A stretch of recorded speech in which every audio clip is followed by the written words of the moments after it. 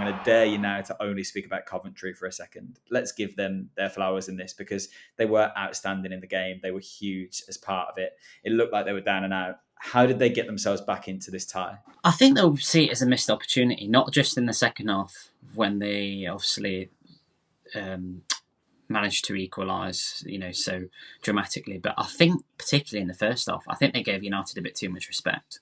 I think they let United play a little bit too much, especially in their own half.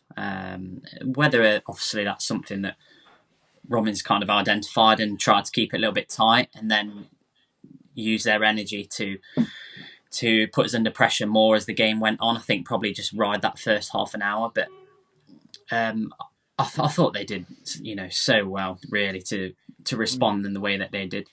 They definitely identified. I think when Eriksen came on and Mainu went off, I think that was one sub that left holes in our midfield and created gaps, because he's just not got the legs, Eriksen. And you could see all of a sudden they put so much pressure on us in possession, and it forced us to make mistakes, and it created those turnovers, and all of a sudden they were just creating chance after chance. And they didn't look like, a lot of people have been saying it looked like roles have been switched, and one was looking like a Premier League team, United were looking like a Championship team.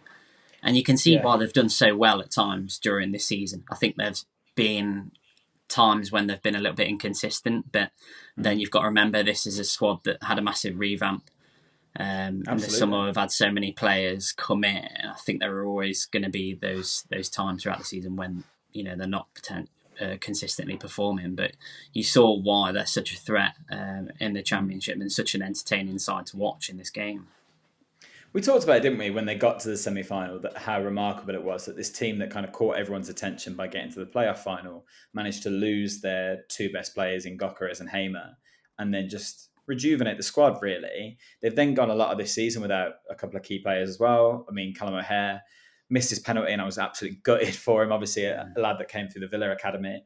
But he was outstanding in this game. He's back to fitness, and he looked brilliant in that spell that Coventry got back into the game, didn't he? Because he was just able to operate in all the spaces that United's midfield were leaving. And whenever anyone tried to close him down, he knew that Coventry had the pace and attack to exploit the gaps that they then vacated. I think he was instrumental, wasn't he, in getting them back into the game? How did you view his performance? Yeah, he's certainly a player that I think he probably feels he can make the step up. There's been there's not a lot of clarity, I think, around his situation the last time I saw anyway, around his contract situation and whether he will look to kind of make a step up to the Premier League. I think there'll probably be some suitors interested in him. He's so easy on the eye to watch as a player, technically really gifted, and he really kind of gels that attack and makes that transition from midfield into attack so seamless in that side. And like you mentioned, it'll be he would obviously, I feel, would be able to make the jump up to the Premier League just from what I've seen of him this season in the Championship and how he plays. So, well, there's still a small glimmer of hope that Coventry can get into the playoffs, isn't there? Is this side good enough for the Premier League on a more consistent basis, do you think?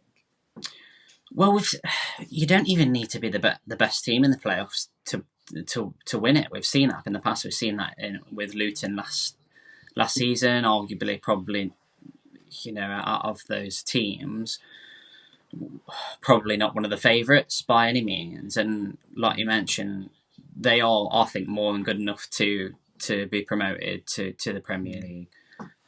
This Coventry team, like you mentioned, that they do need a bit of stability in there, I feel. And there are players in there I think probably need a little bit more time to adapt.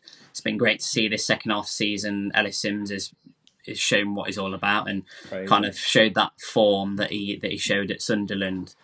That one he rattled off the bar in extra time. Oh, that was heartbreaking for him again. Like, they just had all these moments, didn't they, Dave? I know obviously United had theirs as well. I think Bruno hit the bar as well, didn't he? But does it derail their season now, coming that close, going that far in the game? Like, have they got enough to pick themselves back up for that run-in for the playoffs? Or is it maybe this was just one step too far? I think in a way, It was a free hit for him, especially at 3-0 down. I think Oh yeah. it could have gone. It could have been a lot worse, and I think in the attitude that they showed, particularly in the second half, they'll take a lot from it. To put themselves in that situation, against a top side in United, well, should be a top side, especially some of the individuals that they have and the players they have, and on that stage at Wembley, I think that will give them a lot of confidence, and I think they'll believe in themselves that they will be able to have a strong end to the season. I don't see any why this should be.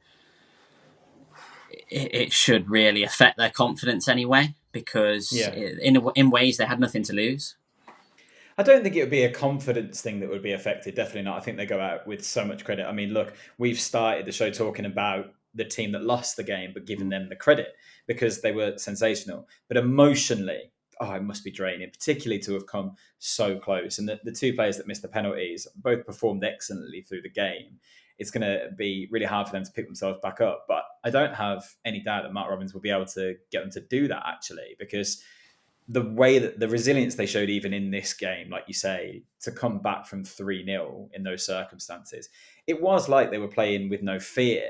And it felt like they almost needed that elevated sense of, well, we've got nothing to lose, we may as well go for it. And that's an attitude that'd be great to take into the league.